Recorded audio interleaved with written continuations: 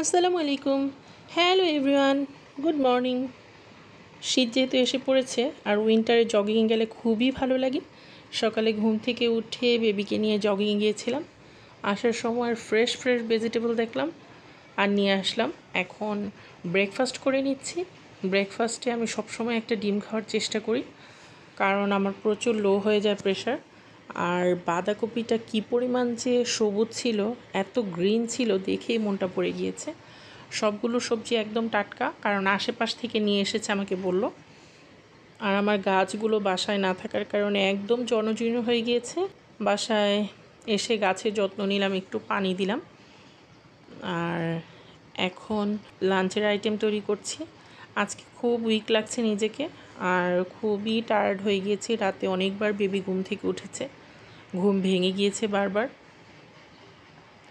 11টা থেকে 11:30টার দিকে আমি যে কোনো ধরনের ফ্রুটস খাই, এটা একটা নিয়মের মধ্যে বেঁধে নিয়েছি। আর আজকে খুব উইক লাগার কারণে আমি খেজুর খেয়ে নিচ্ছি। খেজুর কিন্তু একদম ইনস্ট্যান্ট শরীরকে চাঙ্গা করে ফেলে, এর জন্য খেজুর খেলাম।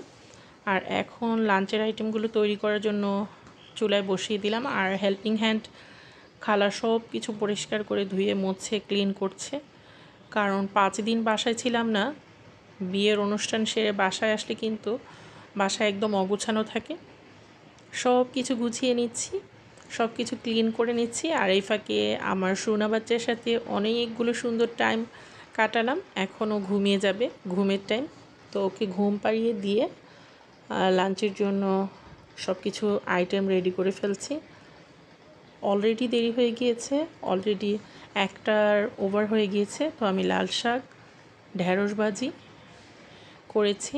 আর মৃগেল মাছ এনেছিলাম, যেটা বাসায় নিয়েছিলাম, ওই মৃগেল মাছটা আজকে দো পেঁয়াজু করব। হেল্পিং হ্যান্ডকে দিয়ে আমি যে ম্যাজিক অয়েলটা তৈরি করেছিলাম ওটা মাথায় দিলাম। অনেক আরাম লাগলো, কারণ আজকে খুব উইক লাগছিল আমার, আর এত টায়ার্ড ছিল। তেলটা একটু ম্যাসেজ করে দেওয়ার কারণে খুবই শান্তি লাগছিল। আর লাঞ্চের সময় দেরি হয়ে যাওয়ার কারণে আমি লাঞ্চ সেরে নিয়েছি খুব দ্রুত, কারণ দেরি হওয়ার কারণে এমনিও আজকে একটু শরীরটা খারাপ ছিল। এর জন্য বেশি কাজ করার ফলে একটু টায়ার্ড লাগছিল, তার জন্য লাঞ্চ তাড়াতাড়ি করে নিলাম। আর লাঞ্চের পরে এখন আমি মাছের দো পেঁয়াজুটা কমপ্লিট করলাম। আর এদিকে কিন্তু বেবি ঘুম অলরেডি শেষ, সে উঠে গিয়েছে। উঠে মাম্মি কী করছে, এটা তার নিত্যদিনের কাজ, সে দেখবেই মাম্মি কী করছে। এই যে বড় বড় জুতা পরে সে সারা ঘর হেঁটে বেড়াচ্ছে। মিনি ব্লগ সবাই দেখার জন্য অসংখ্য ধন্যবাদ। লাইক দিয়ে, কমেন্ট করে, শেয়ার করে আমাদের সিস্টার ব্লগের সাথে থাকবে।